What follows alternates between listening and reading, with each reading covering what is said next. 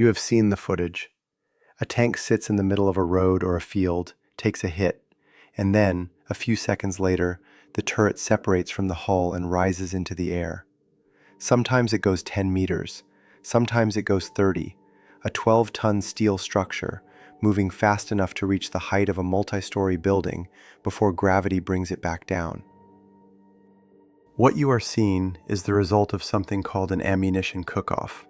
And the reason those videos exist in such quantity, from Grozny in 1994, from Syria, from Ukraine, is because of a specific engineering decision made in Soviet tank design that traded crew survivability for vehicle compactness, and that decision has never been reversed. What the footage doesn't show is what happens inside the tank during the seconds before the turret leaves the hull, what the crew experiences, what they know, what they do, how much time they have. The answer to that last question is approximately 5 to 7 seconds. Drop a 1 in the comments if you didn't know it happens that fast. Drop a 2 if you already knew the timeline. Let's see the numbers. First, the mechanics. Ammunition cook-off occurs when heat entering the crew compartment reaches stored propellant charges. Propellant doesn't require an open flame to ignite. Sufficient heat applied to propellant will cause it to burn on its own. The sources of that heat following armor penetration are several: the molten copper jet from a shaped charge warhead, superheated fragments from a kinetic energy penetrator, burning fuel from ruptured external tanks, or some combination of all of these arriving simultaneously in the crew compartment. Once one propellant charge ignites, it generates heat and pressure sufficient to initiate the next, and the next, in a chain reaction that progresses through whatever ammunition is stored nearby. How quickly this happens, and how catastrophically, depends almost entirely on where that ammunition is stored and how it is protected. This is where the difference between tank design philosophies becomes a matter of life and death for the crew. Western main battle tanks, the M1 Abrams, the Leopard 2, the British Challenger, store their primary ammunition load in a compartment physically separated from the crew by armored bulkheads. The Abrams places its rounds in a bustle at the rear of the turret, behind a heavy armored door. Critically, the top of this compartment is fitted with blowout panels, sections of the roof engineered to fail at a lower pressure than the surrounding structure. If the ammunition in the bustle cooks off, the explosion travels upward through those panels and vents away from the crew compartment. The tank is destroyed. But the 3 or 4 men in the crew have a fighting chance to survive the initial event and exit the vehicle. Soviet design philosophy made a different calculation. The T-72, T-80, and T-90 use an autoloader, a carousel mechanism that stores 22 main gun rounds in a rotating rack mounted directly beneath the turret floor. This is where the crew sits. There are no blowout panels. There is no armored bulkhead separating the crew from the ammunition. The propellant charges and projectiles rotate beneath the commander and gunner, separated from them by the turret floor, which is not designed as a protective barrier. Beyond those 22 rounds, crews carry additional ammunition wherever space allows, along the hull walls, on the turret floor, in designated bins with minimal protective material. These supplementary rounds are even less protected than those in the autoloader. In many documented penetration events, it is these stacked rounds that ignite first. The documented reality of what this design means for crews, that's what this channel covers. Subscribe if this is the military history you want. Now walk through the sequence in real time, using a T-72 as the reference platform, because it has been documented more extensively than any other tank in this type of event, across 3 decades of conflict. 0 seconds. An RPG-7 warhead strikes the side of the turret. The shaped charge detonates on contact. It forms a Monroe jet, a superplastically deformed stream of molten copper approximately the diameter of a finger, traveling at close to 8 kilometers per second. The jet penetrates the armor and enters the crew compartment. The entire process from contact to penetration takes roughly 1/10 of a second. The commander and gunner, if they are directly in the path of the jet, are killed instantly. If the jet misses them, which happens frequently, given that a finger-width stream crossing a space the size of a small bathroom has significant probability of clearing the crew positions. They survive the initial penetration. What enters with the jet, however, does not miss. Molten copper fragments spray the interior surfaces. Droplets of metal at extreme temperature land on every surface in the compartment. 1 second. The crew is alive. Both men are almost certainly injured. Fragment wounds, burns from the copper splash, the concussive overpressure of the penetration event. Their hearing has been destroyed by the impact. Communication is gone. But they know what has happened. Every tanker is trained to recognize penetration. The sound, the flash, the sudden spike in heat, the acrid smell of burning metal. They know they have been hit. They know where those 22 propellant charges are positioned beneath them. The molten copper is still landing on surfaces inside the turret, including the ammunition carousel. 2 seconds. The first propellant charge ignites. It does not detonate. Not yet. Propellant is engineered to burn rapidly in a controlled direction when confined inside a gun barrel, pushing the projectile forward. Outside the barrel, in open air, it burns fast, but does not produce the instantaneous explosive overpressure of detonation. It creates pressure and it creates heat, both of which are catastrophic in an enclosed space. The temperature inside the turret spikes by hundreds of degrees in less than a second. The commander moves toward his hatch. This is the only exit from the turret, his hatch, which opens upward. The gunner has no independent hatch. His exit requires climbing through the commander's position. With the T-72's 3-man crew reduced to 2 by the autoloader, there is no loader's hatch to offer an alternative route. 3 seconds. Additional propellant charges are catching. The fire is spreading laterally through the stored ammunition. Hydraulic fluid, pressurized flammable, is catching from the heat. Lubricating oils are burning. Thick black smoke fills the compartment faster than it can be displaced through the penetration hole. The crew can no longer see. Breathing has become an active struggle. The tank's fire suppression system activates if the sensors and the mechanism are still functional, releasing halon gas designed to suppress combustion by displacing oxygen. In some cases, with minor fires and intact suppression systems, this actually works. With burning propellant and spreading ammunition involvement, it does not extinguish the fire. It may by seconds. The commander is still working the hatch. The hatch mechanism may have been damaged by the penetration or by fragment strikes. The commander's hands may not be responding properly. Burns, fragment wounds, and the neurological effects of overpressure trauma all degrade fine motor function rapidly. The gunner is attempting to move toward the commander's position, but the interior of the turret is not designed for rapid human movement. The gun breech occupies the central space. Equipment is everywhere. In smoke, in pain, in a turret filling with toxic gases, moving across 3 feet of obstructed space takes longer than it should. 4 seconds. The pressure inside the compartment is building beyond what the burning propellant alone would generate. Each charge that ignites adds to the thermal and mechanical environment. The tank is beginning to function as a pressure vessel, sealed by its armor on all sides, with fire-generating gases faster than they can escape through the penetration hole. The crew is still trying. They are still pulling at the hatch, still moving, still attempting to execute the actions that training identified as survival responses. Their flight suits have begun to smolder. Exposed skin is blistering. The brain, under these conditions, does not stop trying to survive.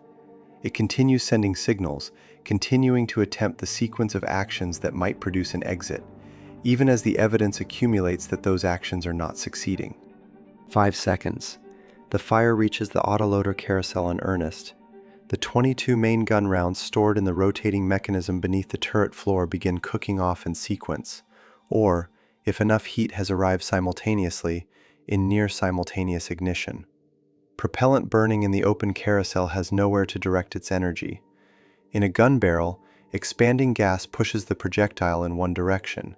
In the carousel, that energy radiates outward in all directions. The pressure finds the structural weakest point in the enclosed system.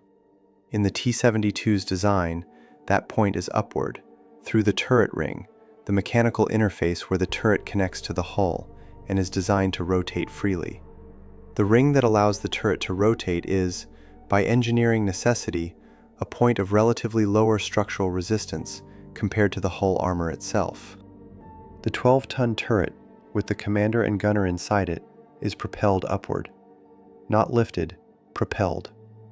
The acceleration involved in moving a 12-ton steel structure from rest to the velocity required to reach 20 or 30 meters of altitude occurs in a fraction of a second.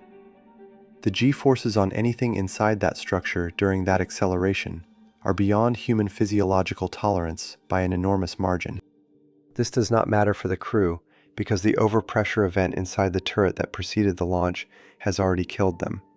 Human lungs and abdominal organs cannot survive the pressure wave generated by multiple propellant charges detonating simultaneously in a confined space the size of a small room.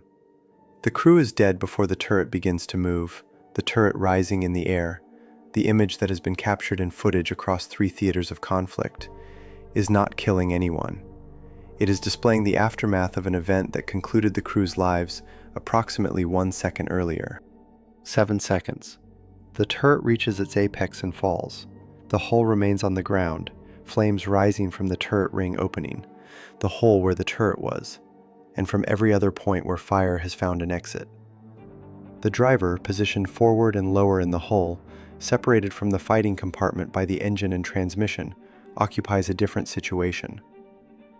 In some documented cases, drivers have survived long enough to exit the vehicle after the turret has been blown free. The conditions for this survival are specific. The initial penetration must not have reached the driver's compartment, the fire must not have spread to the whole fuel tanks or the driver's ammunition stowage, and the driver's own hatch must be functional and accessible. All 3 conditions must hold simultaneously. In practice, they often do not. The overpressure event and the subsequent fire typically reach the driver's compartment within seconds of the main explosion. The total elapsed time from initial penetration to the crew's death is 5 to 7 seconds. This is long enough for the crew to understand exactly what is happening to them. It is long enough to attempt survival actions. It is not long enough to complete any of them. The geometry of the turret, the location of the ammunition, the absence of any protective barrier between the crew and the propellant charges, and the single exit path from the turret, all of these factors combine to make the 5 to 7 second window non-survivable in the majority of documented T-72 penetration events that resulted in ammunition involvement. Recovery teams that work these vehicles afterward encounter conditions that have specific procedural requirements unlike conventional battlefield casualty recovery. The combination of explosive overpressure, temperatures reaching several thousand degrees during the main cook-off event, and the physical disruption of the turret leaving the hull means that what remains of the crew is not recoverable in any conventional sense. Photographs and documentation from Grozny in 1994, where Russian T-72s suffered this failure mode in significant numbers during the urban assault, established the visual reference that has been reproduced in subsequent conflicts: blackened metal, scorch patterns, material that was once organic, that was once 3 men doing a job, reduced to something that neither resembles those men nor can be separated into individuals for identification. Families of crew members lost in cook-off events frequently do not receive remains. They receive a closed casket, or documentation of death, or in some cases a long period of ambiguity before official confirmation. The forensic challenges of identification after a cook-off event are significant, even with modern DNA technology, because the temperatures involved during the main explosion exceed the threshold at which biological material is preserved in identifiable form. The psychological burden on recovery teams working these vehicles has been documented in multiple post-conflict assessments. Personnel who cleared destroyed armor following engagements where cook-offs occurred report intrusive recollection and nightmares at rates consistent with severe trauma exposure. What they find inside these vehicles, and what they understand about how it came to be there, is not something that professional experience in conventional casualty recovery prepares them for. The design decision that produces this outcome, locating the ammunition beneath the crew without protective separation, has not been reversed in Russian tank design. The T-90, which is the current frontline Russian main battle tank, uses the same autoloader carousel concept as the T-72. The T-14 Armata, a newer design that places the crew in an isolated hull capsule with the turret operating unmanned, addresses this vulnerability in principle. In practice, the T-14 exists in very limited numbers, has not been deployed in sustained combat operations, and cannot be produced at scale given Russia's current manufacturing capacity. For the crews operating T-72s and T-90 in current conflicts, and those vehicles remain the primary armored equipment of the Russian ground forces, the engineering conditions that produced every cook-off event documented across 30 years of footage remain unchanged. They know this. Every tanker understands the vulnerability of the machine they are operating. They have access to the same footage everyone else has. They know what Grozny looked like. They know what Syria looked like. They know what Ukraine is producing. They climb in anyway, because the alternative is not climbing in, and that alternative is not available to them. The turret rises, the footage continues to accumulate, and the gap between what the vehicle is designed to do and what it is designed to do to the people inside it remains exactly as wide as it was when the first T-72 rolled off the production line in 1971. There is a broader strategic dimension to this that military analysts have examined across the conflicts where this failure mode has been observed. When an army fields tanks in which crew loss is essentially certain following a penetrating hit, it changes the psychological calculus of the men operating those vehicles in ways that are difficult to quantify but real in their effect on unit performance. Western tankers operating vehicles with blowout panels and separated ammunition storage know that a hit does not automatically mean death. They know that the tank can be penetrated, the ammunition can vent, and they can still walk away. That knowledge affects their willingness to advance into environments where anti-tank weapons are present. It affects their decision-making under fire. It affects their post-engagement functionality, because a crew that has taken a non-lethal hit in an Abrams can potentially continue operating, or at minimum extract their vehicle and themselves. Russian tank crews operating T-72s and T-90s operate under a different understanding. A penetrating hit that reaches the ammunition carousel is terminal. There is no scenario in which the crew and the tank both survive that event. The psychological weight of that knowledge, accumulated over the course of a deployment in a theater where capable anti-tank systems are widely distributed, produces a form of chronic stress that has no Western armored equivalent.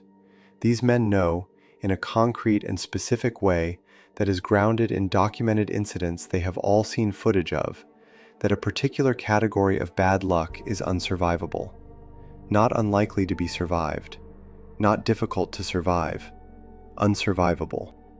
Military historians examining the performance of Russian armored units in contested environments have noted patterns consistent with reduced tactical aggression in situations where anti-tank missile coverage is identified. Whether this is a direct consequence of the crew's awareness of their vehicle's specific vulnerability, or whether it reflects other factors including training, command culture, and logistics, is difficult to separate analytically.